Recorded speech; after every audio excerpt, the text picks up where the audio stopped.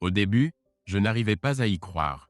Même face à des preuves irréfutables, je m'accrochais désespérément à la logique, convaincu d'être le seul à connaître la vérité.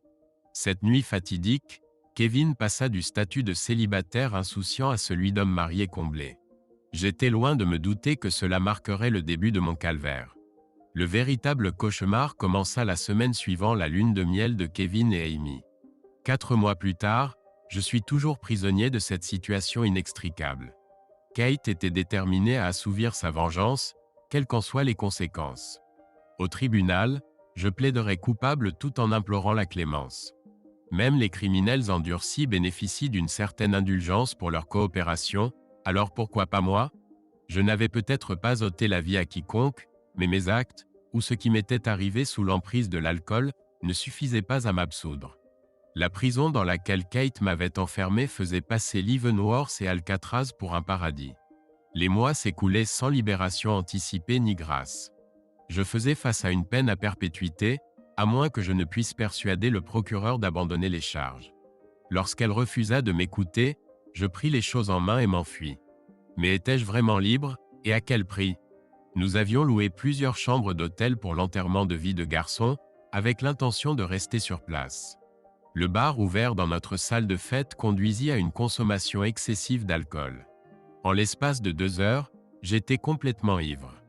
Imaginez 17 hommes déchaînés, de l'alcool à volonté, des jeux de cartes, 2 danseuses, et des smartphones capables de filmer, une recette pour le désastre. Mon dernier souvenir clair était un concours de bière. Apparemment, j'avais terminé 4e sur 5, m'étouffant sur la dernière gorgée. Étant peu résistant à l'alcool, je me souviens vaguement d'avoir été malade à un moment donné. Quand la fête prit fin, quelqu'un dut me mettre au lit.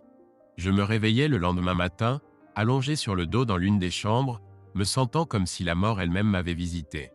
Même cligner des yeux et respirer était une agonie. Le marié était encore inconscient sur le lit à côté de moi, et les 2 autres gisaient sur le sol. Il semblait qu'ils n'avaient pas réussi à atteindre l'autre lit la nuit dernière. Cela allait être une fin de fête mémorable. Quel dommage que je ne me souvienne presque de rien. Je parvins tant bien que mal à appeler le service d'étage. Je commandai plusieurs pichets de café noir pour chaque chambre et me dirigeai précautionneusement vers la salle de bain. Je nettoyais autant que possible, me sentant coupable, sachant que la femme de chambre devrait s'occuper du reste. Je passai les 10 minutes suivantes sous la douche, essayant de me laver avec un minuscule savon qui ne cessait de m'échapper des mains, si bien que je finis par m'asseoir sur le sol de la baignoire et abandonner. Je me brossais les dents et me rinçais la bouche, mais un goût désagréable persistait. J'avais besoin de café, beaucoup de café. Un à un, les zombies commencèrent à s'animer, avec une maladresse des plus flagrantes, je dois dire. Après la nuit dernière, c'était surprenant qu'ils respirent encore, a fortiori qu'ils se tiennent debout, et plus encore qu'ils marchent. Nul ne prononce un mot, j'ignore même s'il en était capable, mais cela ne s'était pas encore produit. 2 pichets de café ingurgités et quelques pauses sanitaires plus tard, les morts revinrent peu à peu à la vie. J'appelai la réception pour demander un départ tardif. La demoiselle au comptoir rit et m'informa qu'elle nous y avait déjà inscrits. Elle nous demanda si nous avions besoin de housse mortuaire, ce qui nous parut impressionnant. Heureusement, j'avais apporté des vêtements propres. La plupart des autres n'en avaient pas et le regrettaient amèrement ce matin-là. Kevin demeurait inconscient. Je finis par vérifier son pouls pour m'assurer qu'il était toujours parmi nous. Faible et lent, il survivrait néanmoins pour son mariage le samedi suivant. La poche de glace sur son front le ramena à la vie, tel un défibrillateur. « Messieurs, nous devons quitter les lieux dans 1 heure, je vous recommande vivement de vous mettre en mouvement. » Gary rendit une dernière fois dans les toilettes, par précaution. David restait immobile, contemplant la vue par la fenêtre, une tasse de café à la main, tandis que Kevin se redressa enfin, appliquant une compresse à l'arrière de sa tête. Il déclina le café, mais eut heureusement recours au bain de bouche dans la salle de bain. La responsabilité de le ramener à son appartement ce matin-là m'incombait. 15 minutes plus tard, je vérifiai les 3 autres chambres et, comme la nôtre, elles avaient été le théâtre de nombreux moments proches du trépas. Tout le monde finit par se lever et se mouvoir, bien que sans grande célérité ni assurance. En partant, je glissai quelques billets à la femme de chambre en m'excusant. Dans la voiture, Je laissai la fenêtre ouverte, observant Kevin attacher sa ceinture, fermer les yeux et sombrer à nouveau dans le sommeil. Je priais simplement pour qu'il ne souille pas mon véhicule. À 32 ans, Kevin était le dernier de notre groupe à finalement décider de convoler.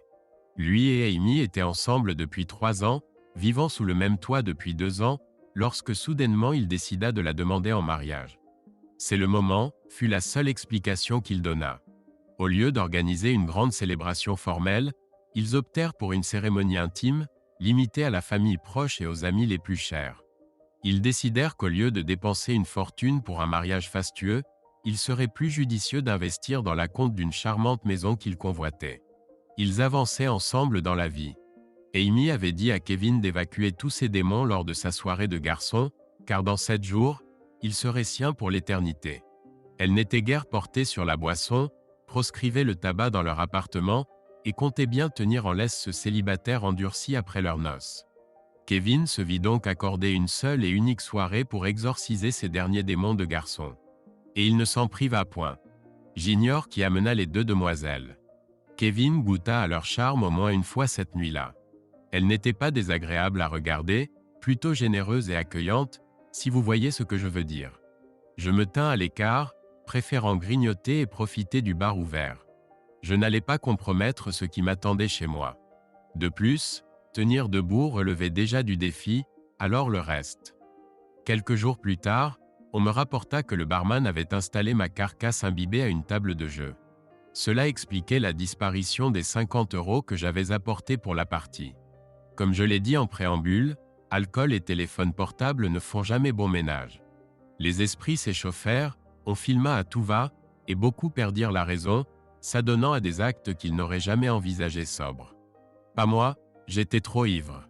Après avoir raccompagné Kevin chez lui, je rentrais en pensant que cette nuit de débauche appartenait au passé. Quelle erreur!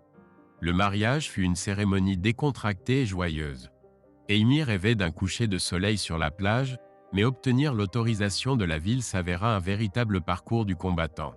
Quand on leur annonça qu'ils devraient également s'offrir les services d'un agent de police et le rémunérer eux-mêmes, ils durent revoir leur plan. Ainsi, à 20h30 un samedi soir, une semaine après l'enterrement de vie de garçon, 36 personnes se rendirent sur la plage pour une cérémonie improvisée, avant de rejoindre le restaurant local où ils avaient réservé une salle. Le repas fut délicieux, l'ambiance festive, et 2 heures plus tard, les jeunes mariés s'éclipsèrent vers une destination inconnue. Tout se déroula sans accroc. Au retour de lune de miel de Kevin, nous nous retrouvâmes entre amis. Quelques esprits mal avisés exhibèrent les vidéos qu'ils avaient tournées. Kevin leur conseilla fermement de les supprimer. Les gars, c'était une soirée mémorable, mais je suis marié maintenant et je ne tiens vraiment pas à contrarier ma nouvelle épouse. Il leva son verre. À Amy et à notre longue et heureuse vie ensemble, clama-t-il, et tous burent à la santé de sa nouvelle femme et à leur avenir commun. La vie était belle. Nul ne sut comment les photos et vidéos se retrouvèrent en ligne. Personne n'avoua, mais cela ne pouvait venir que de l'un des 16 autres convives présents ce soir-là. Non, disons plutôt qu'1, car je sais pertinemment n'avoir rien filmé, et Kevin n'aurait certainement pas osé.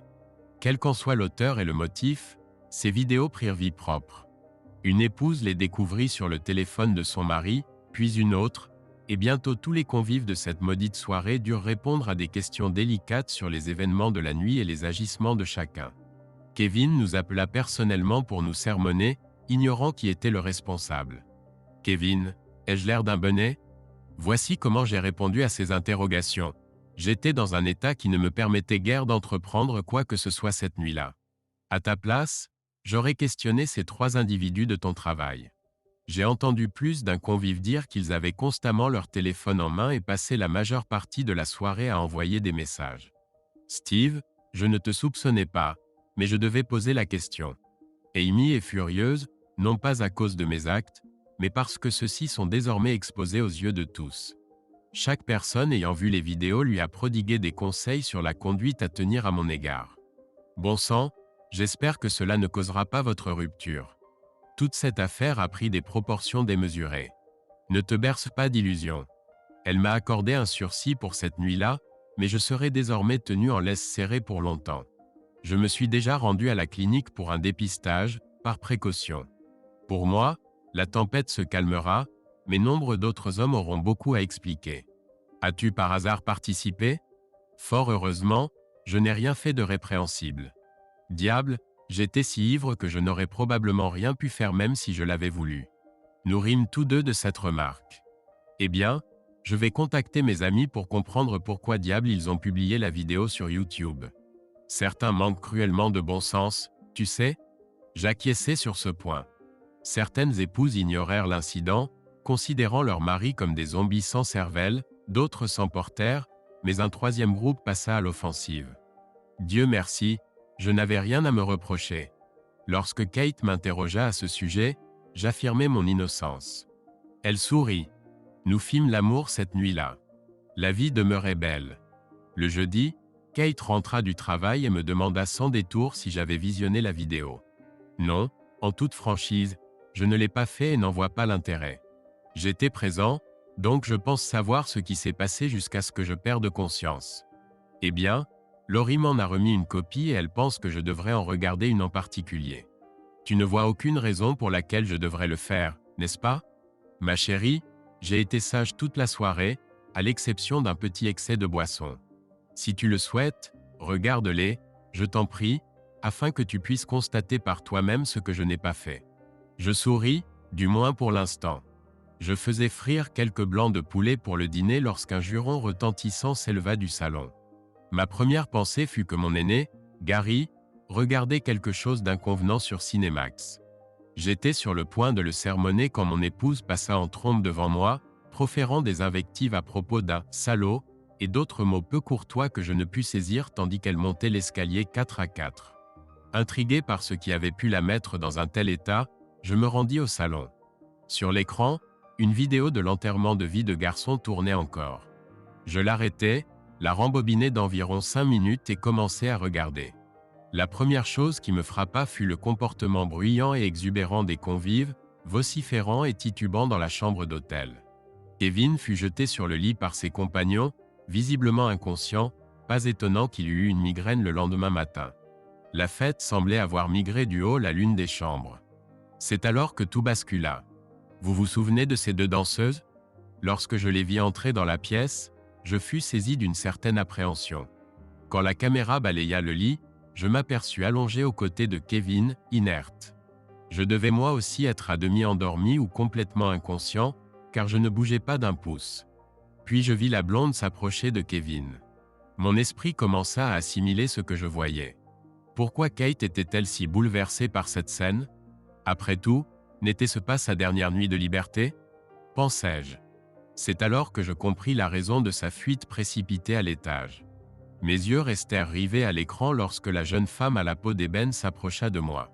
J'arrêtai l'enregistrement, le rembobinai et le visionnai 2 fois encore.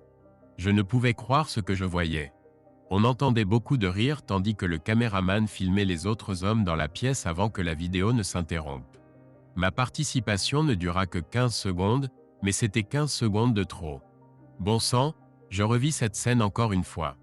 Diable, je n'y aurais pas cru si je ne l'avais pas vue de mes propres yeux. Puis l'inquiétude me gagna. Je repassai cette nuit-là en boucle dans ma tête, essayant de me remémorer quoi que ce soit en lien avec ce que je venais de voir à l'écran. Rien. Je ne me souvenais de rien. Que diable s'était-il passé? Elle aurait dû voir que j'étais inconscient, dis-je à voix haute en rejouant la scène au ralenti. Kate l'avait manifestement perçue différemment. Cette nuit-là, l'accès à notre chambre me fut interdit. Je dormis sur le canapé du salon.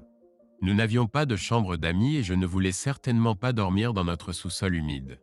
Cependant, je lui écrivis un billet tentant d'expliquer ce que j'avais vu dans la vidéo et le glisser sous la porte après avoir frappé une dernière fois vers 22h30. Je visionnais cette maudite vidéo du début à la fin, espérant y trouver quelque chose qui démontrerait à Kate mon état d'ébriété avancé. Je n'y apparaissais que furtivement à quelques reprises, n'étant guère au cœur des événements. Néanmoins, je ne fermais pas l'œil de la nuit. « Je ne veux pas en parler » fut la seule réponse que je reçus le lendemain matin tandis qu'elle préparait le petit déjeuner des enfants. J'arrivais en retard au travail, complètement inefficace. Je tentais de rentrer tôt, mais me retrouvais coincé dans les embouteillages et finis par avoir plus d'1 heure de retard.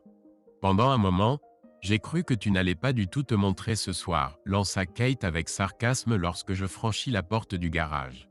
Écoute, je ne me souviens toujours de rien et j'ignore ce qui s'est réellement passé dans cette chambre d'hôtel. Tu aurais dû voir que j'étais complètement hors de moi. Bon sang, je n'ai même pas bougé quand elle. Steve, je sais ce que j'ai vu. Kate, tu me connais. Crois-tu vraiment que si j'avais l'intention de te tromper, je le ferais devant tous ces témoins et alors que tout le monde filmait? Pour l'amour du ciel, me crois-tu si stupide? Après le dîner, pourquoi ne pas le regarder ensemble pour que je puisse tout expliquer? Tu as dit que tu étais inconscient.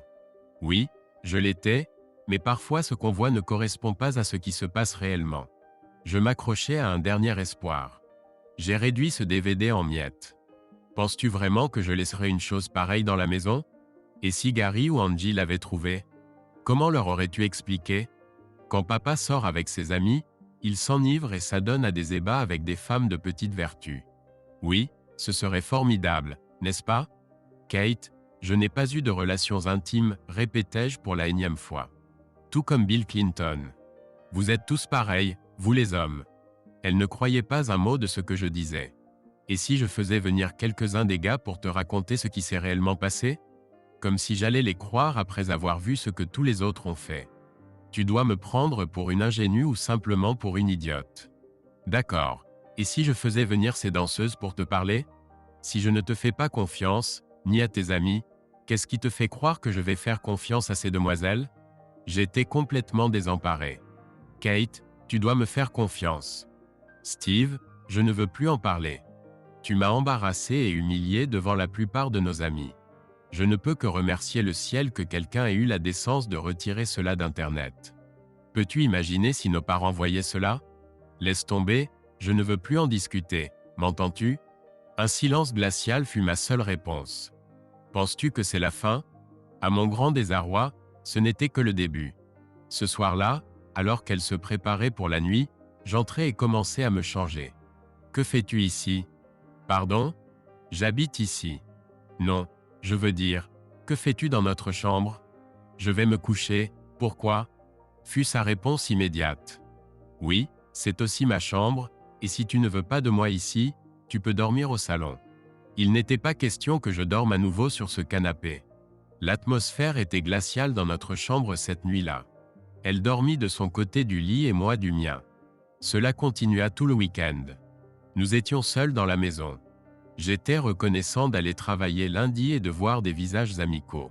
Je parlais à quelques amis et appris que plus d'un mari s'était retrouvé dans la même situation que moi, y compris 2 autres qui avaient été chassés de chez eux et dormaient maintenant dans des motels. Je savais que ces 2-là avaient commis des actes répréhensibles envers des femmes et le méritaient, mais moi, je n'avais rien fait, du moins pas consciemment. Je maintenais toujours que je n'étais coupable de rien de grave et j'étais jugé plus d'une fois, mais je ne cédais pas. Cela aurait pu arriver, mais je ne m'en souvenais pas, bien que maintenant je souhaitais pouvoir m'en rappeler. Si j'étais tourmenté ainsi, j'aurais au moins voulu tirer satisfaction des souvenirs. Cela dura plus d'1 mois. Nos enfants savaient que quelque chose n'allait pas car plus d'une fois j'entendis Kate dire à mon fils que maman et papa se disputaient parce que papa avait fait quelque chose de très, très mal. Dieu merci, aucun d'eux ne savait de quoi il s'agissait. Je fis tout mon possible pour me faire pardonner. Je nettoyais, préparais le dîner, lavais sa voiture, et m'occupais même des enfants pour lui faciliter la vie. J'essayais de lui offrir des fleurs, mais elle les jeta à la poubelle et quand je lui donnais un bon pour un spa, elle le déchira devant moi. Je prononçais le mot « désolé » tant de fois qu'il perdit son sens et devint presque comme un mot grossier à ses yeux. Il semblait que j'allais être en disgrâce pour longtemps. J'essayais de renouer le dialogue à quelques reprises pour ne récolter que des rebuffades glaciales à son contact. Visiblement, je n'étais toujours pas pardonné. Je lui accordai 1 mois supplémentaire. Elle commença à sortir les vendredis avec des amis, probablement pour discuter avec d'autres épouses et se plaindre de moi. Elle rentrait non pas ivre, mais pas tout à fait sobre non plus. Lorsque l'heure du retour passa de 19h à 21h, mon mécontentement s'accrut. Et quand elle ne rentra qu'à 23h, dans un état d'ébriété avancé, j'explosai à l'idée qu'elle est conduite dans cet état. La situation dégénéra rapidement, tous les griefs du passé ressurgirent et me furent jetés au visage. Cette nuit-là, je l'enfermai derrière la porte de la chambre. Elle tambourina pendant une vingtaine de minutes, réveillant nos enfants au passage. Elle finit par partir, et sur le moment, je m'en souciais peu. Elle dut s'évanouir quelque part. Une énième nuit blanche s'ajoutait à une habitude malsaine qui s'installait. Son attitude et son insolence à mon égard atteignaient leurs limites. Je n'étais pas irréprochable, certes, mais j'en avais assez de payer les pots cassés. J'étais là de vivre avec cette mégère. Kate était particulièrement acerbe ce samedi matin. Elle sirotait son café, m'attendant de pied ferme. Je sentis son regard glacial dans mon dos tandis que je me servais une tasse, espérant que la conversation ne tournerait pas au vinaigre comme à l'accoutumée. Je m'assis face à elle à la table de la cuisine, plongeai mon regard dans ses yeux bleus et froids, et lui assonai sans détour. « Madame Kate Moore, vous avez 3 jours pour prendre une décision. Soit nous recommençons à communiquer et à vivre comme un couple marié, soit nous entamons une thérapie pour résoudre nos problèmes, soit nous nous séparons et divorçons. Le choix vous appartient. Vous me menacez ?» s'indigna-t-elle en se redressant brusquement. « Non, je vous expose simplement les faits. Je suis là de cette vie et je n'en peux plus. Je vous laisse le choix, mais vous n'avez que 3 jours pour vous décider. » Je demeurai calme, sans élever la voix, m'efforçant d'être le moins confrontationnel possible tout en faisant passer mon message. « Je pars ce matin et vous donne jusqu'à mardi 7h pour me donner votre réponse. Selon votre décision, j'agirai au mieux pour moi. Vous plaisantez, n'est-ce pas ?» cracha-t-elle. « Vous me trompez et maintenant vous me lancez des ultimatums. Steve, vous n'aurez jamais le cran de franchir cette porte. » Je ne pris même pas la peine de finir mon café, le vidant dans l'évier. Elle me suivit à l'étage jusqu'au placard du couloir où je saisis une valise. Si elle pensait que je bluffais, elle se trompait lourdement. Jetant ma valise sur le lit, j'y empaquetai 2 tenues de travail et quelques vêtements décontractés pour le week-end. Je rassemblai le rasoir, le déodorant et autres articles de toilette nécessaires, les disposai par-dessus le reste et refermai la valise. Elle demeurait là, bouche bée, sans mot dire. Je descendais l'escalier, ma valise à la main, lorsque j'aperçus ma fille et mon fils qui nous observaient. « Papa, ne pars pas. »« Maman, dis-lui de rester », implora mon fils à son épouse. J'embrassai et étreignis tendrement mes 2 enfants tandis qu'ils tournaient leurs regards vers leur mère, qui me fixait simplement d'un air presque incrédule. Alors que je jetais ma valise sur la banquette arrière de la voiture, je me retournai vers Kate. Rien, pas une once d'émotion sur son visage. Le dernier mot que j'entendis de ma fille fut « Papa ». Contenant difficilement mes émotions, je sortis du garage et m'engageai dans la rue, en direction de l'auberge au toit rouge sur la 12e rue. J'éteignis mon téléphone, ne souhaitant plus entendre ces diatribes ce jour-là. Je passai le reste de la journée dans ma chambre, noyant mon chagrin dans plus d'une bière fraîche, regardant du football universitaire et m'apitoyant sur mon sort. J'avais raison, n'est-ce pas? Ayant trop bu, je manquais le dîner. Il était presque 9h30 le lendemain matin quand je m'éveillai enfin. J'avais besoin d'une douche et de quelque chose pour calmer mon estomac. Je commençais à douter de mes actes. On dit que les problèmes ne peuvent être résolus sans dialogue, mais nous ne nous disputions même plus. Nous vivions sous le même toit et partagions même un lit, mais nous n'étions plus ensemble. Avais-je surestimé la situation? Peut-être aurais-je dû lui accorder plus de temps pour surmonter ce qui s'était passé, mais après 4 mois d'enfer, j'étais épuisé. Ce que je désirais vraiment, c'était une réponse immédiate, sachant que la réponse que je recevrais probablement ne me plairait guère. Elle savait ce qu'elle voulait, et si ce n'était pas le cas, elle avait 72 heures pour le découvrir. Je dévorais tout ce qui n'était pas cloué au sol au buffet du petit déjeuner. Je mangeais tout ce qu'on me disait être mauvais pour moi et pris même du bacon et des saucisses supplémentaires. Je me sentais presque humain à nouveau. Regardant mon téléphone, j'envisageais de le rallumer, mais décidai d'attendre encore quelques heures. Nos 2 parents savaient que nous avions des problèmes, et bien que j'ai essayé de les minimiser, mon père avait vu clair dans mon jeu. Il finit par me coincer un dimanche et je lui racontai toute l'histoire, ce que la vidéo montrait, et ma version des faits. Heureux que ce soit toi et pas moi. Ta mère m'aurait tué avant mon réveil le lendemain matin. Il rit, j'essayais, mais ce n'était plus drôle. Je connais Kate, elle te fera souffrir pendant quelques semaines, puis elle te pardonnera. Sacrebleu, si c'est là le pire méfait de votre existence, estimez-vous chanceux. Les fleurs ont toujours su apaiser votre mère, et à défaut, Le chocolat et un nouveau charme pour son bracelet faisaient merveille. Quelle erreur il commettait! Me voilà désormais éloigné, cherchant à déterminer ma prochaine manœuvre. Permettez-moi de reformuler.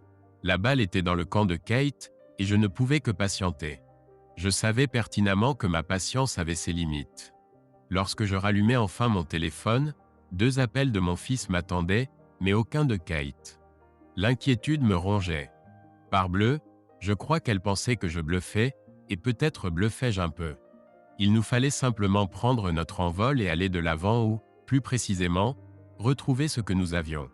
Ce dimanche fut le jour le plus éprouvant et monotone de ma vie conjugale jusqu'alors.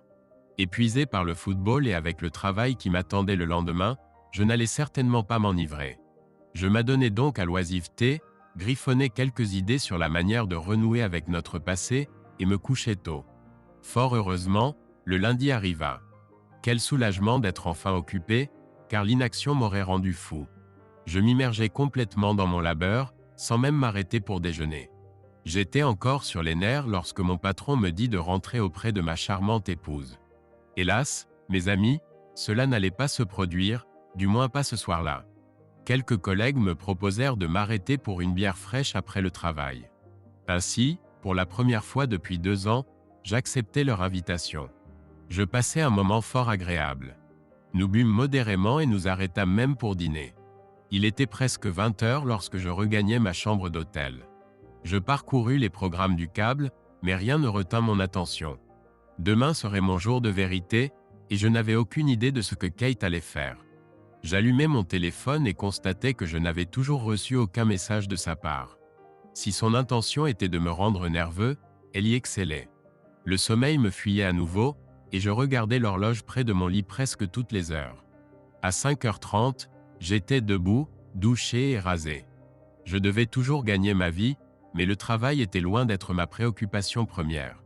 Je pris un copieux petit déjeuner au restaurant de l'hôtel et bus plus que quelques tasses de café. J'attendis, mon téléphone à la main. 7 heures s'écoulèrent.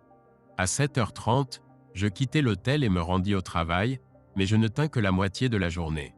Je vérifiai mon téléphone à 2 reprises ce matin-là, mais ne reçus aucun appel. Pourquoi diable portais-je encore cet appareil? Je reçus un appel de mes enfants, mais ce fut tout. Je quittai le travail et partis faire un tour en voiture. Tout en m'apitoyant sur mon sort et en fulminant contre les jeux de Kate, je commençai à échafauder un plan pour avancer seul. Je savais qu'elle se sentait victime dans cette histoire, mais à présent, c'était moi qui me sentais tel un pion, et cela ne me plaisait guère. J'atteignis une impasse avant de me dire que ce jeu pouvait se jouer à 2. Ma première halte fut notre banque.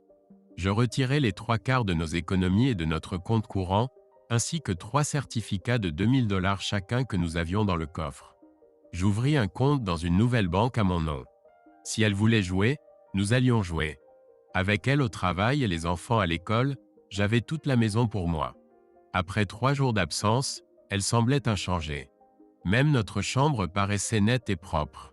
Je fis 2 valises supplémentaires avec les vêtements dont j'aurais besoin pour le reste de la semaine, prenant soin de laisser la porte du placard et quelques tiroirs de la commode suffisamment ouverts pour qu'elle sache que j'étais passé. J'envisageais de laisser mon alliance collée sur le comptoir avec l'un de nos couteaux de cuisine. Je pensais que cela attirerait son attention, mais cela risquait d'élever le ton trop haut et je devrais alors payer quelqu'un pour réparer les dégâts. Cela n'en valait pas la peine. Je pris donc mes clés de maison et partis. Il était hors de question que je les laisse derrière moi. Je trouvai un motel plus proche du travail, m'y installai et attendis. Un peu après 18h15, je reçus 2 appels sans réponse et un message courroucé. « Tu as pris tout notre argent à la banque, rappelle-moi. » Je ne répondis pas à ces appels. Maintenant, j'étais dos au mur. J'avais essayé de lui parler pendant des mois et tout ce que j'avais obtenu était un mur de glace. Eh bien, je pense que pour elle, l'argent parlait plus fort que les fleurs. Kate m'envoya 4 autres messages mardi soir et je ne répondis à aucun. Peut-être comprendrait-elle maintenant ce que c'est que d'essayer de parler à quelqu'un qui vous ignore. Je dormis comme un loir mardi soir et dégustai un petit déjeuner copieux chez Denise avant d'aller travailler. Ce sont les enfants qui jouent à ces jeux, pas les adultes, ou du moins, ils ne devraient pas. Les appels téléphoniques de Kate, ses courriels à mon travail et ses messages étaient incessants. Je savais que les enfants rentreraient de l'école à 16 heures, alors j'appelais à 16h15 et parlais aux deux. Papa, je ne sais pas ce que tu as fait, mais maman est vraiment en colère contre toi. Je ne l'ai pas vue aussi furieuse depuis que tu as ramené cette téléplasma. Je ricanais, mais ils ne trouvèrent pas cela si drôle. Allez-vous divorcer? Demanda ma fille Angie, et cette fois, je n'eus pas de réponse définitive à lui donner. J'espère que non, fut tout ce que je pus dire. Je brûlais d'envie de déclarer que j'avais offert à cette mégère 3 options qu'elle avait toutes dédaignées, mais je me retins. Après tout, elle demeurait leur mère. Angie, au pire, je serai de retour vendredi pour récupérer quelques vêtements. Peut-être pourrons-nous trouver une solution d'ici là. J'étais plein d'espoir, car je n'étais plus sûr de rien. Jeudi matin, Doug, le père de Kate, se présenta à mon bureau. « Steve, je pense que cette situation entre toi et ma fille a pris des proportions démesurées. Elle menace de consulter un avocat si tu ne restitues pas l'argent. Doug, elle le fera. Je m'efforcerai de dépenser chaque centime en quelque chose qu'elle ne pourra jamais récupérer. Doug, je l'ai imploré. Je l'ai supplié de me parler, mais elle a refusé. Elle prétend que tu l'as trompée. Tu ne l'as pas trompée, n'est-ce pas? Oui et non, répondis-je avant de lui narrer toute l'histoire, vidéo à l'appui. Je suis là de raconter cette histoire. Écoute, je comprends vos 2 points de vue, mais cela vaut-il la peine de ruiner un mariage? Eh bien, c'est précisément ce que je tentais d'éviter, mais Kate reste inflexible. Elle affirme que je ne comprends pas ce qu'elle a enduré. Et ce qu'elle nous a fait subir, alors? Elle refuse de croire comment cela s'est produit, même après que je lui ai démontré sur l'ordinateur que c'était possible. Elle est prête à me pendre haut et court plutôt que d'admettre cette possibilité. Bien que sa mère et moi ne voulions pas nous immiscer, la raison doit l'emporter, ne serait-ce que pour le bien de vos 2 enfants. Je suis entièrement d'accord avec vous. Le problème, c'est que Kate n'écoute pas un mot de ce que je dis, et plus cette situation perdure, plus il sera difficile de revenir à ce que nous étions avant. Je ne baisserai pas les bras sans combattre, mais je ne peux lutter que jusqu'à un certain point, et ensuite, eh bien, vous savez ce qui arrivera. Steve, laisse-moi lui parler et voir si nous pouvons trouver un compromis acceptable pour vous deux. Sinon, je suppose que c'est sa vie, et si elle veut la gâcher, qu'il en soit ainsi. J'étais soulagé d'avoir déplacé tout l'argent que j'avais retiré de notre compte joint et de l'avoir dissimulé. C'était la seule carte maîtresse qu'il me restait. Vendredi, on me signifia des documents judiciaires. Il stipulait que je devais restituer l'argent sous 24 heures, sous peine d'emprisonnement. Nous savions tous deux que ce n'était qu'une menace en l'air. Mon nom figurait sur tous les comptes, et nous étions conscients que l'un comme l'autre aurait pu retirer la totalité de l'argent des comptes. Malgré tout, je décidai de rentrer à la maison et de la mettre au défi. Que pouvait-elle me faire de plus? Me tuer? Je conversais avec les 2 enfants dans la cuisine lorsque Kate franchit le seuil. Les enfants, allez dans votre chambre. Il faut que je m'entretienne avec votre père en privé un instant. Ils me regardèrent tous deux comme si j'allais emprunter le couloir de la mort. Steve, qu'as-tu fait de toutes nos économies? Elle ne semblait pas s'être adoucie le moins du monde. Ton père t'a-t-il révélé ce que je ferais si tu consultais un avocat? Et alors? Eh bien, je suis simplement venu récupérer le reste de mes effets et t'informer que tous nos avoirs se sont envolés.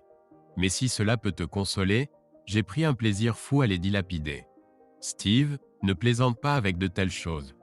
Tu as retiré plus de 35 000 $. Cet argent nous appartenait à tous les deux. C'était notre épargne retraite et une partie du fonds pour les études de nos enfants. Kate, toi et moi ne resterons probablement pas ensemble bien longtemps de toute façon. Diable, nous ne faisons même plus semblant d'être un couple et puis, je le perdrai sûrement tout dans une procédure de divorce. D'ailleurs, quand je remettrai ma démission demain au travail, il n'y aura ni pension alimentaire ni pension pour enfants. Et si tu ne peux pas assumer les traites de la maison seule, il faudra sans doute la vendre aussi. Alors si tu le permets, je vais faire mes bagages et te laisser te débrouiller. On dirait que nous avons tous les deux une journée chargée qui nous attend demain. Je montai l'escalier avec un carton de sac poubelle noir. Elle me suivit pendant que je rassemblais le reste de mes affaires. Je décidai de tout apporter chez mes parents car ma chambre de motel n'avait certainement pas assez d'espace pour tout entreposer. Tu sais, je ne plaisante pas. Je demanderai le divorce si tu ne restitues pas notre argent. Je n'en doute pas un instant. Mais pour l'heure, je me moque éperdument de ce que tu feras. J'avais enfin perdu patience. Je terminais mes bagages et commençais à descendre tous les sacs jusqu'à la voiture. Merci pour ces 11 années, 3 mois et 5 jours. J'avais eu amplement le temps de tout calculer, même le nombre d'heures si elle me l'avait demandé. Alors tu n'essaies même plus. Tu quittes simplement nos vies. Je finis par craquer. Es-tu vraiment assez obtuse pour ne pas comprendre? J'ai tenté de dialoguer avec toi pendant 4 mois. Tu n'as cessé de refuser. J'aurais marché sur des charbons ardents pour laisser tout cela derrière nous, mais tu n'as même pas daigné faire la moitié du chemin. J'ai même essayé de te montrer que c'était possible. Encore une fois, tu refuses ne serait-ce que de me rencontrer à mi-parcours. Demain, je serai sans emploi grâce à toi et en route vers l'inconnu. Je ne peux tout simplement pas rester ici en sachant que mon idiote d'ex-épouse a laissé filer tout ce que nous avions entre nos doigts. Sur ces mots, je partis. Cette nuit-là, je m'enivrai comme jamais. Je bus 6 bouteilles de Corona et la moitié d'une bouteille de vin. Je n'avais pas à travailler le lendemain, alors hormis une vidange d'huile, cette ville ne verrait plus que mon dos dès midi le jour suivant. Je crois que ma colère guidait mes actes à ce moment-là. Bien que je pensât savoir tout soupeser clairement, ce n'était guère le cas. La fureur a le don d'obscurcir l'esprit. Du moins, ce fut ainsi pour moi. Lorsque j'arrivai au travail le lundi, mon patron, Randy, refusa ma démission. « Steve, détends-toi, tu as 3 semaines de congé. Prends-les toutes et rappelle-moi à ton retour. » Je lui affirmai que je ne reviendrais point, mais il insista pour que je le contacte à mon retour. Je pense que le fait que nul ne me crût sérieux ne fit que me pousser davantage. Nos parents nous exhortèrent à sortir de notre torpeur et à dialoguer comme 2 adultes. La situation avait déjà dépassé les bornes, j'admets ma culpabilité en cela, mais pas pour tout ce dont elle m'accablait. Je serais à des centaines de kilomètres dès le lendemain soir. Kate était assise sur le capot de ma voiture tandis que je quittais le motel le lundi soir. Tu quittes la ville sans même dire au revoir à Gary et Angie? Je les appellerai une fois installés. Et nous? Kate, c'est terminé, tu t'en es chargé. Tu abandonnes tout simplement parce que tu es trop obstiné pour admettre ta faute? Écoute, voici ma dernière offre. Avoue ce que tu as fait, je te pardonnerai, et nous recollerons les morceaux de notre mariage. Je le ferai si j'avais commis une erreur, mais à ce stade, quelle importance? Tu ne me croiras jamais de toute façon. Steve, mets-toi à ma place, me croirais-tu si je venais avec une telle histoire alors que tu as des preuves vidéo du contraire? Au moins, je t'aurais donné une chance de te justifier au lieu de ruiner 11 ans de mariage. Je jetai mes sacs dans la voiture. Même Kevin a admis qu'il flirtait. Mais se souvenait-il de ce qui s'est passé lorsqu'il était inconscient? Elle resta sans voix. Tant que tu ne l'auras pas vécu toi-même, tu ne me croiras jamais. D'accord, faisons-le chez nous maintenant. Kate, ne joue pas avec moi. Steve, je te mets au défi, soit tu relèves le gant, soit tu pars. Elle ignorait dans quoi elle s'embarquait. 1 heure plus tard, nous étions assis à la table de la cuisine avec 3 bouteilles de son soda préféré. Tu dois en boire au moins 2. Tu es sûr de cela? J'en suis certain, mais quand j'aurai prouvé que j'ai raison, tu devras admettre ton erreur et t'excuser. Ensuite, nous pourrons décider de la suite. Es-tu d'accord? C'est ainsi que cela commença.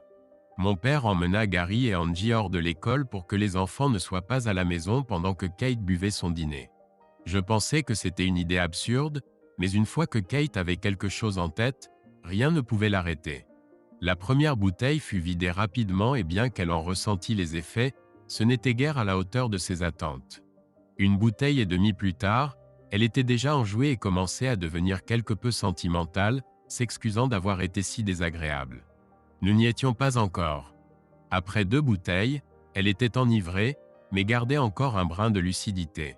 Nous approchions du but, alors nous ouvrîmes une 3e bouteille.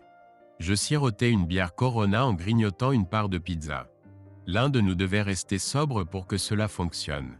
Après 2 bouteilles et quart, Kate luttait de toutes ses forces. Elle s'efforçait de rester avec nous, mais avait presque complètement perdu le goût du vin. Elle était au bord du précipice. Tout ce que nous ferions à partir de ce moment-là, elle ne s'en souviendrait jamais. Il suffisait de finir le reste de la bouteille, puis nous verrions où nous en étions. Elle avait l'air un peu pâle et je priais pour qu'elle ne vomisse pas. Jusqu'au bout, dit-elle en buvant le reste du vin.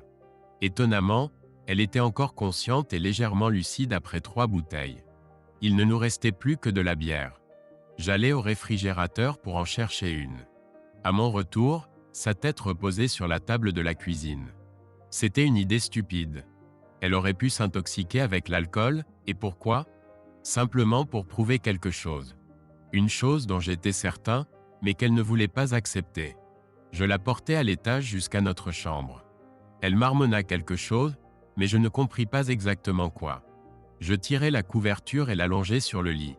Elle était presque inconsciente et proche de l'évanouissement, probablement les deux.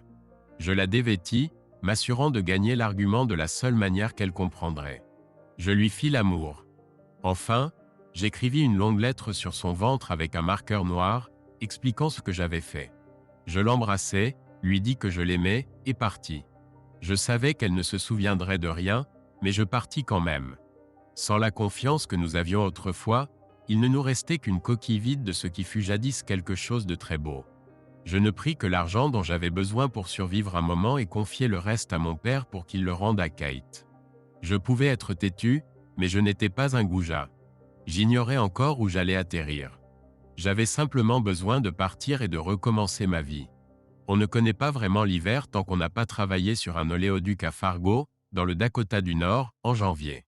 Il y fait un froid de canard, le vent souffle sans cesse, et il n'y a rien à faire à moins que la pêche sur glace ou la motoneige ne vous intéresse.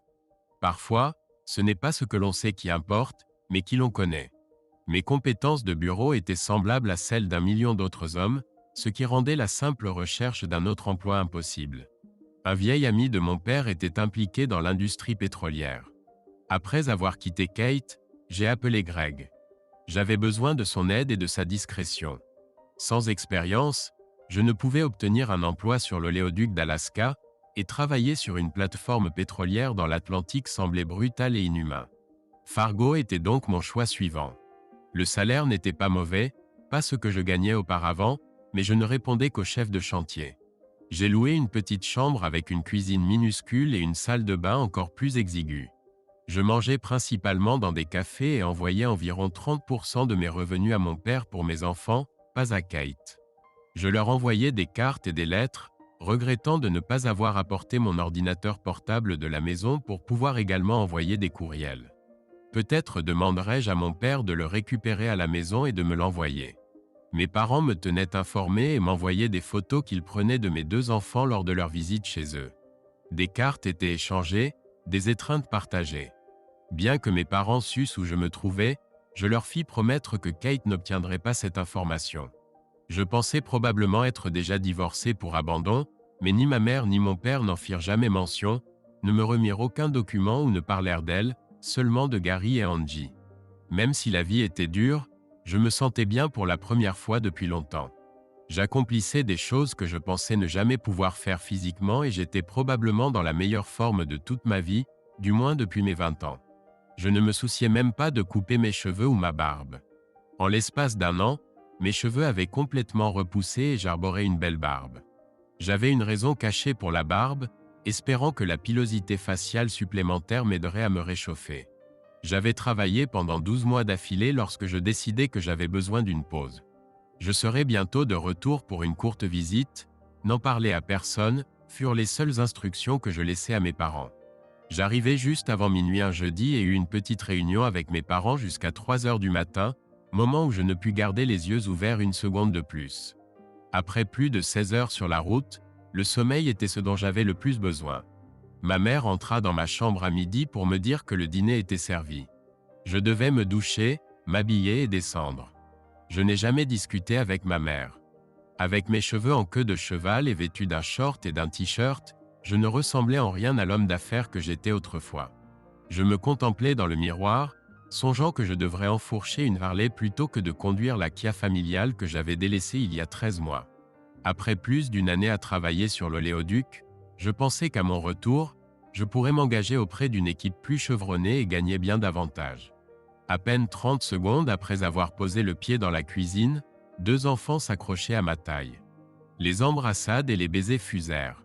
Des larmes coulèrent et des excuses furent enfin prononcées. S'ils m'en voulaient encore, ils n'en laissèrent rien paraître. Le repas était servi et nous échangeâmes anecdotes et expériences. Je n'abordais pas le sujet de leur mère, et eux non plus. Bien que curieux de sa situation, je craignais de poser la question. J'avais fréquenté quelques femmes au cours de l'année écoulée. Elles n'étaient là que pour assouvir un besoin, rien de plus. Peut-être passerais-je la saluer avant de repartir. « Papa, tu es méconnaissable depuis ton départ », déclara Gary, la bouche pleine. « J'aime son nouveau look », ajouta Angie. « On dirait un de ces bûcherons qu'on voit à la télé. » Mes enfants, là où j'étais, ce n'était en rien comparable à une émission de télévision, je vous l'assure. Au fait, comment va votre mère? Je l'avais dit, et à en juger par l'expression sur tous les visages présents, j'aurais peut-être dû m'abstenir. Elle va bien. Elle travaille toujours au même endroit. Cela ne m'apprenait rien. Papa, lui as-tu dit que je venais en visite? Fiston, les enfants sont ici, non? Comment pourrait-elle l'ignorer?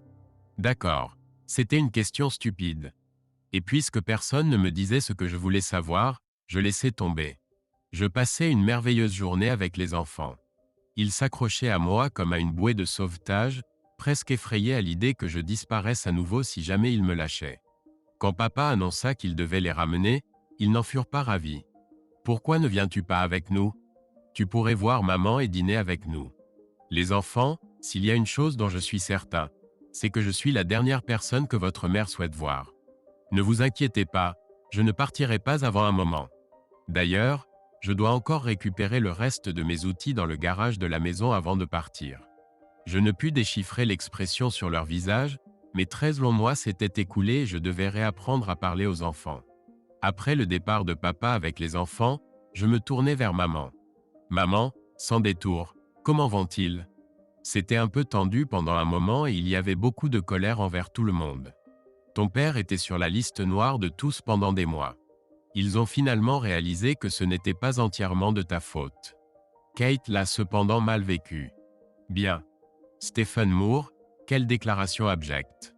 Ma mère me réprimanda, me demandant des comptes. Maman, les choses n'auraient pas dû se passer ainsi, elle ne m'a simplement jamais accordé le moindre répit. C'est elle qui a anéanti notre mariage, pas moi. Ma mère me dévisagea de son regard chrétien austère. Ce n'est pas que je lui souhaite du mal, mais c'est elle qui a ruiné notre union, pas moi. Ma mère n'allait pas lâcher prise. Les Saintes Écritures nous enseignent que Jésus a pardonné à ceux qui l'ont cloué sur la croix. Elle pointa son doigt vers moi. Ne peux-tu pas pardonner à une femme écervelée qui a outrepassé les bornes et commis plusieurs erreurs de jugement? Maman, je me suis posé cette question chaque soir depuis 1 an sans jamais trouver de réponse satisfaisante. Au moins, elle savait avant mon départ que cela pouvait arriver sans même s'en souvenir. J'ai laissé tomber, tout comme elle. Samedi, j'ai arpenté la ville, retrouvant quelques amis.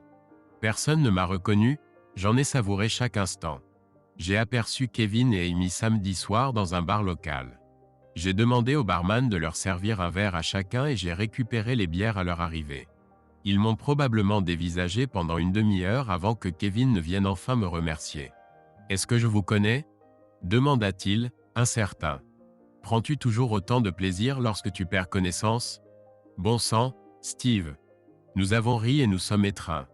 Il a appelé Amy pour qu'elle nous rejoigne. Avec eux, c'était comme si je n'étais jamais parti. « As-tu vu Kate » demanda Amy avant de réfléchir à sa question. « Non, il n'y a aucune raison. »« Mais Steve, les enfants ne t'ont rien dit ?» Kevin l'interrompit immédiatement. « Amy, cela ne nous regarde pas. Que fais-tu? Qu'est-ce que c'est que cette coiffure et cette barbe ?» Le regard qu'il lança à Amy après cela me fit comprendre qu'il se passait quelque chose que ma mère et maintenant Amy savaient, mais que personne ne m'avait dit. J'ai dormi comme un loir samedi soir jusqu'à ce qu'on me tire du lit à 9 h dimanche matin pour aller à l'église. Je ne déteste pas l'église. Je n'en voyais simplement plus l'intérêt. Dieu n'a jamais répondu à mes prières lorsque j'implorais son aide avant mon départ. Puisqu'il s'est détourné de moi, j'ai fait de même envers lui. Rien n'a changé. Maman voulait me montrer à tout le monde, sachant que j'étais parti dans des circonstances peu favorables, mais que j'étais revenu et que j'avais meilleure allure que jamais. Maman a toujours été fière de moi. Les dimanches étaient généralement réservés aux repas de famille. C'étaient des déjeuners où chacun apportait quelque chose. Comme c'était mon premier repas depuis plus d'1 an, C'était agréable d'être de retour à la maison, même pour un court moment. Combien de temps vais-je rester? Où ai-je l'intention d'aller ensuite? Et qu'en est-il de mes cheveux et de ma barbe? Tout le monde voulait connaître tous les détails personnels, y compris si je fréquentais quelqu'un. Je n'ai guère de temps libre, et les belles dames ne se précipitent pas à Fargo, Dakota du Nord, surtout en hiver, à la recherche d'un mari, tentai-je d'expliquer au groupe. Maman disposait les mets lorsqu'elle lâcha sa bombe. Je crois qu'elle attendit délibérément que tous commencent à s'installer pour que je ne puisse m'éclipser. J'ai convié Gary, Angie et Kate à déjeuner aujourd'hui. Elle guetta l'explosion. Pas de souci. Je ne peux la fuir éternellement, d'autant que nous avons 2 enfants ensemble. Maman me lança un regard interloqué à ces mots. De plus, je dois encore récupérer le reste de mes outils dans le garage avant de partir. À qui voulais-je faire illusion? Cela faisait plus de 13 lunes que je languissais de la revoir. Son souvenir hantait mes nuits solitaires, tandis que je tentais de comprendre où nous avions failli. La nuit était tombée lorsque je pris congé. Je crois que Kate s'attendait à me trouver à son réveil, mais à ce moment-là, je ne désirais que prouver quelque chose. Je pense avoir atteint cet objectif avant mon départ, alors j'attendis. J'aperçus d'abord Gary qui se dirigeait vers la terrasse, suivi d'Angie. Je les étreignis tous deux, soulevant Angie au-dessus de ma tête en la faisant tournoyer. Elle rit, ou plutôt poussa des cris, jusqu'à ce que je la repose. « Maman est là », commença Angie. « Papa, elle ne te reconnaît pas. Papa, je t'en prie, ne te fâche pas et ne vous disputez pas devant tout le monde. S'il te plaît ?» Son « s'il te plaît » était autant une question qu'une affirmation. Ne t'inquiète pas, je ne vous embarrasserai ni moi non plus. Je serai aimable et afficherai un visage serein, d'accord? Gary me sourit, Angie demeurait incertaine. Pourquoi tous craignaient-ils que je ne me ridiculise? Je m'éloignai du groupe avec lequel je conversais pour chercher Kate. Je la trouvais en discussion avec ma mère près de la cuisine. Elle était telle que dans mes souvenirs, peut-être un peu plus mince, et ses cheveux étaient légèrement plus courts, ce qui lui seyait. Comme toujours, ma mère tenait l'enfant de quelqu'un dans ses bras. Il semblait qu'à ces réunions, elle avait invariablement un bambin dans les bras. Je pris une profonde inspiration et m'avançai. « Cela fait bien longtemps, Kate, dis-je. » Elle me tournait le dos tandis que ma mère m'observait approcher. Elle se retourna, regarda, puis regarda à nouveau. « Sans ta voix, je ne t'aurais jamais reconnu. Tu as l'air différent, mais bien. » Il n'y eut ni étreinte, ni poignée de main, pas même un baiser sur la joue. Soit, j'ignore ce à quoi je m'attendais, mais il semblait que je retrouvais la même Kate.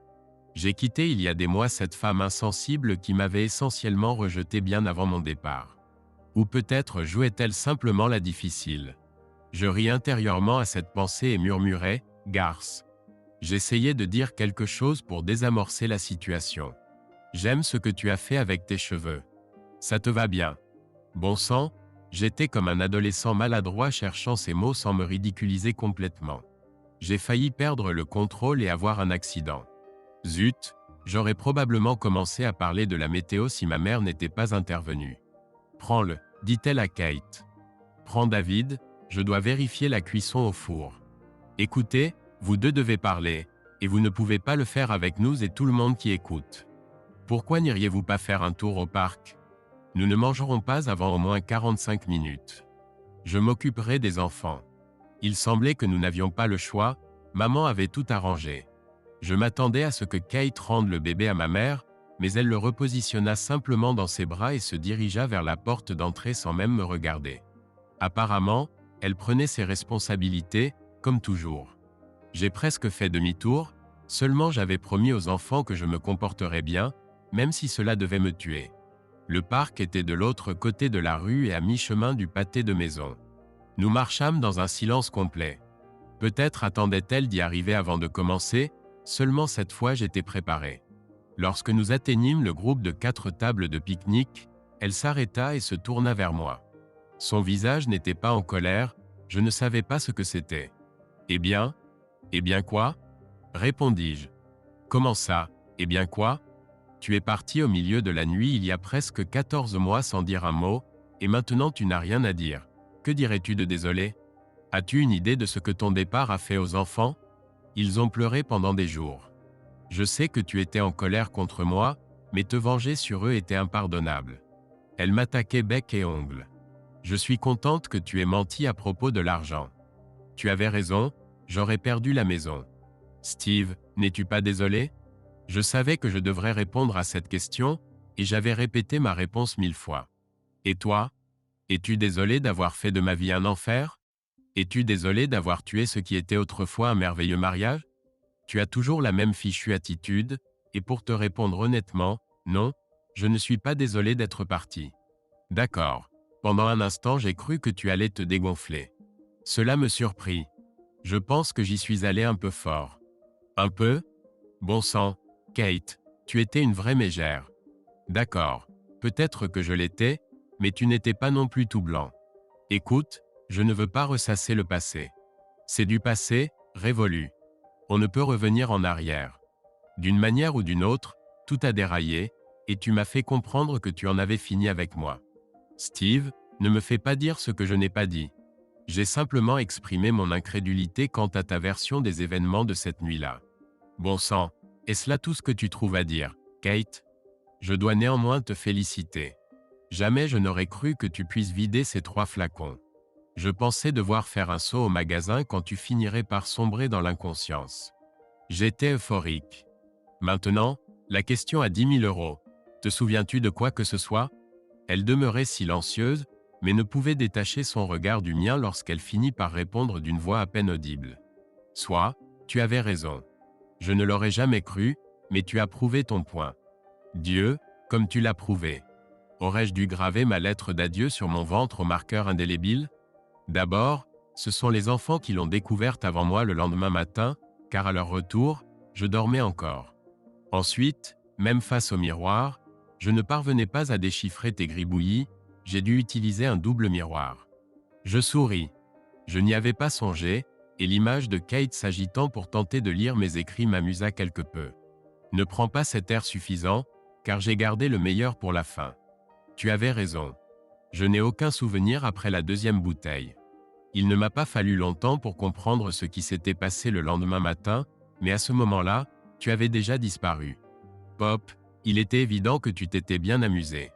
Elle souriait à présent. Ai-je eu une quelconque réaction cette nuit-là? Crois-le ou non, tu y as pris du plaisir. J'aurais souri à mon tour, si ce n'était pour sa dernière salve. Eh bien, si j'avais su ce que tu préparais, je t'en aurais parlé à ce moment-là. Vois-tu, Steve, comme nous ne faisions rien, j'avais arrêté la pilule depuis environ 1 mois pour laisser mon corps se reposer. Tiens, dit-elle en me tendant l'enfant. Je te présente ton fils David. Je la regardais, puis l'enfant. Non, non, tu ne vas pas essayer de me faire passer le bébé d'un autre pour le mien. Je ne suis pas si naïf. Je me doutais que tu dirais ça. Alors j'ai fait faire un test ADN sur lui, Gary et Angie. Et devine quoi? Ils ont tous la même mère et le même père. Tu y crois, ça? Ce n'était pas la conversation que j'avais envisagée avec Kate. Maintenant, tu as les mêmes options que celles que tu m'as données. Nous pouvons reprendre notre vie de couple et aller en thérapie, ou nous pouvons nous séparer pour de bon et divorcer. Et soyons clairs, je ne veux pas de cette option. Quoi qu'il en soit, qu'en penses-tu? Si tu t'en souviens, tu n'as jamais choisi aucune de mes options. Tu m'as simplement laissé dans l'incertitude. Soit, je l'admets, j'avais tort. J'étais d'un ennui mortel, mais vous m'avez blessé. Vous m'avez humilié devant tous nos amis, puis avez persisté à tout nier, même après que j'en ai été témoin oculaire. Vous n'ignorez pas les conséquences de cette soirée d'adieu au célibat, 3 divorces, directement ou indirectement. Sans compter notre rupture. Je vous offre les mêmes options et le même délai de 3 jours que vous m'aviez accordé. J'ose espérer que vos choix seront plus judicieux que les miens. Cela dit, nous devrions regagner la fête avant qu'on envoie une équipe de recherche. Nous sommes rentrés, David dans nos bras. Qui d'autre est au courant? C'est tout. Réfléchissez-y, Steve. Vous partez en me laissant enceinte. Tous nos amis vous croyaient un goujat insensible jusqu'à ce que je leur explique comment cela s'était produit, ou du moins, comment je le pensais. Puis, quand vous n'êtes pas revenu, nos parents et amis m'ont tous épaulé. J'étais convaincu qu'ils ne vous en parleraient pas, car votre père savait que vous reviendriez. Je ne voulais pas que vous reveniez dans ces circonstances. Néanmoins, Votre père était certain de votre retour. Il ignorait simplement quand. C'est pourquoi personne ne vous a mentionné lorsque j'ai posé la question. Que devait-il dire? Au fait, vous avez laissé Kate enceinte la nuit de votre départ et vous avez un autre fils. Pourquoi l'avez-vous appelé David? Eh bien, David a vaincu le géant. Je pensais avoir besoin de David pour terrasser nos problèmes titanesques lorsque vous décideriez enfin de revenir. Vous êtes de retour, n'est-ce pas? Je restais sans voix. Ma mère nous observa entrer et je crois qu'elle poussa un soupir de soulagement, constatant que nous ne nous étions pas entretués. Elle vint prendre David de mes bras et m'assura que j'aurais amplement le temps plus tard de faire connaissance avec mon fils. Allez manger quelque chose avant qu'il ne reste plus rien. Nous nous sommes observés mutuellement le reste de la journée, sans jamais trouver l'occasion de nous parler en tête-à-tête. « Papa, es-tu fâché contre maman ?» demanda Angie en s'asseyant à mes côtés. « Gary et moi voulions te le dire, mais ils ne nous l'ont pas permis. Tu vas adorer David. C'est un bon garçon. Il pleure rarement. » Elle s'efforçait désespérément de s'expliquer. « Je ne suis pas en colère contre David. Comment pourrait-on en vouloir à un enfant? Kate, en revanche, c'était une autre histoire maintenant. » À 16 heures, le déjeuner prit fin. Chacun fit ses adieux, ignorant s'il me reverrait. Kate déclara avoir 1000 choses à faire à la maison et qu'elle devait aussi partir. Le baiser et l'étreinte que je reçus de Kate furent les premiers qu'elle m'offrait volontairement depuis près de 17 mois. Tant de temps s'était écoulé depuis que nous nous aimions et étions ensemble. « N'oubliez pas, vous avez 3 jours. » Ces mots résonnèrent-ils aussi durement et froidement lorsque je les lui adressais jadis, je me le demande. Je les accompagnai tous jusqu'à la voiture et reçus un autre baiser pour ma peine. Les yeux de mes enfants étaient écarquillés comme des soucoupes, espérant probablement me revoir dès le lendemain. « Alors, comment cela s'est-il passé ?» demanda ma mère, interrompant vos occupations à point nommé. Ce fut un choc. Quelqu'un souhaite-t-il ajouter quelque chose? Non, je pense que c'est tout, déclara mon père avec un sourire béat. Et si je n'avais pas décidé de rentrer? M'aurait-on mis au courant? Mon père cessa de plier les chaises pliantes et me regarda. Nous aurions probablement dû le faire tôt ou tard. Nous espérions que tu retrouverais la raison et reviendrais de ton propre chef. Nous ne pensions simplement pas que cela prendrait autant de temps. Il se détourna de moi et reprit le pliage des chaises. Je pouvais sentir qu'il n'était pas ravi de ma longue absence. « Écoute, mon chéri, ajouta ma mère, vous avez tous deux commis de graves erreurs, mais Kate t'aime. Et je pense qu'au fond de toi, tu l'aimes encore. Vous avez fait entrer une nouvelle vie dans vos problèmes. Et cet enfant ne mérite pas d'être privé. Tu es une bonne personne. Je sais que tu prendras la bonne décision. J'en suis certaine. Rien ne vous pousse à prendre la bonne décision comme une mère. Mais pour moi, ce n'était pas si simple. J'appelai Kate et lui demandai de me donner 1 semaine au lieu de 3 jours pour prendre ma décision. Je pouvais entendre dans sa voix qu'elle ne voulait pas accepter, mais elle finit par céder à contre-cœur. Je pense qu'elle savait que je prenais sérieusement en considération ce qu'elle m'avait dit. Je passai la majeure partie de la semaine suivante à peser mes options. Ce que je découvris n'était guère réjouissant.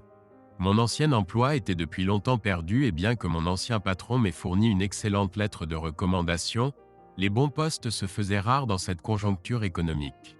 J'avais tourné le dos à mon ancienne vie et maintenant, ma famille et moi en payions le prix. Personne n'embauchait, du moins pas pour ce que je recherchais. Et sans travail, nous ne pourrions pas survivre. J'envoyais chez moi 30% de ce que je gagnais et j'en épargnais 20%. Mais même avec ce pécule, cela ne durerait pas longtemps.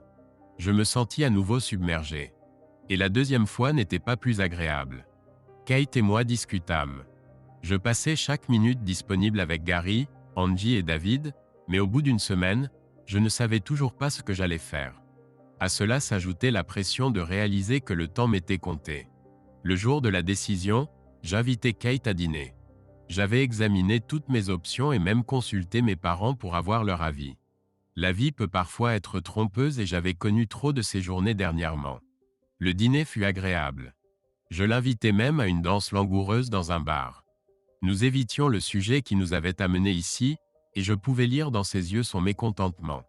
Soudain, elle éclata. « Assez. Vas-tu rester ou partir? Que diable comptes-tu faire? Parle-moi, bon sang. » Elle était presque en train de hurler à ce stade. Comme je l'ai mentionné, les hivers à Fargo sont impitoyables. Celui-ci ne faisait pas exception. Le nouveau contremaître me préparait pour le poste qui s'ouvrirait dans environ un an. Cette promotion m'offrirait 20% de plus que mon salaire actuel, et avec l'augmentation substantielle que j'avais obtenue à mon retour, je gagnais plus que je ne l'avais fait depuis longtemps. La vie n'est pas un conte de fées et parfois, elle ne se déroule pas comme on le souhaiterait. Il arrive que l'on doive faire des choses que l'on répugne, tout en sachant que c'est la bonne décision. Il était tard, j'étais transi, mon dos me faisait souffrir et j'étais d'humeur maussade après le quart de 18 heures. Je m'arrêtai pour me sustenter avant de regagner ma chambre. L'eau ne fut jamais assez chaude pour réchauffer mes os, mais telle est la vie sur un oléoduc en plein mois de février. Je me glissai dans le lit, écoutant mes articulations craquer tandis que j'étirais mes jambes et mon dos. Même à travers son pyjama en flanelle, je pouvais sentir sa chaleur, et c'était merveilleux. Notre vie n'était pas de tout repos. Après maintes discussions et quelques querelles, nous décidâmes de tenter à nouveau l'aventure. Pour moi, cette décision était principalement motivée par le bien-être des enfants, en particulier David, que je connaissais à peine. Nous savions tous deux que ce ne serait pas aussi simple cette fois-ci. Nous avions déjà commis tant d'erreurs par le passé. Je retournai à la maison et la vie fut idyllique pendant 1 semaine et demie. Puis je dus repartir, je n'avais pas le choix. L'argent gouverne tout et sans lui, nous ne pouvions survivre, du moins pas comme nous en avions l'habitude. Avec mon augmentation, je gagnais plus que dans mon dernier emploi de bureau, mais les conditions étaient loin d'être aussi agréables. Kate et moi alternions les voyages chaque mois. Un mois, les enfants allaient voir leurs grands-parents et elle me rejoignait seule pour de longs week-ends, admettant que les hivers glacials de Fargo étaient sa pénitence pour son comportement tourmenté passé. Le mois suivant, je m'envolais pour lui rendre visite, à elle et aux enfants, pendant environ 4 jours. Lorsqu'elle arrivait, nous quittions rarement le lit, rattrapant le temps perdu par tous les moyens possibles. Mes frais de déplacement étaient partiellement remboursés, mais c'était la seule façon de faire fonctionner notre arrangement, car Kate avait clairement exprimé son refus de déménager dans le Dakota du Nord. Nos projets incluent désormais des objectifs à long terme, dont l'un est de me trouver un emploi à distance raisonnable de notre foyer. Avons-nous pu retrouver ce que nous étions il y a quelques années? Oui et non. Nous nous aimons toujours, mais nous nous fustigeons maintenant d'avoir laissé la situation dégénérer. Et nous en payons le prix aujourd'hui. Nos enfants se réjouissent de notre réunion, mais déplorent mon absence prolongée. Cela s'améliorera un jour, ne cessai-je de leur répéter, tel un mantra d'espoir. L'un des hommes de la brigade va convoler en juste noces dans un mois. Ses amis organisent une soirée d'adieu au célibat ce samedi. Lorsqu'ils m'ont sollicité pour une contribution et m'ont demandé si je comptais y assister, j'ai simplement esquissé un sourire, leur étendu un billet de vin et décliné l'invitation. J'ai déjà vécu cette expérience, et maintenant je me morfonds dans cette contrée glaciale. Que le diable emporte Fargo. Fin. Merci d'avoir suivi cette histoire. Nous vous serions reconnaissants d'exprimer votre soutien en cliquant sur « J'aime » et de partager vos réflexions sur ce récit dans les commentaires.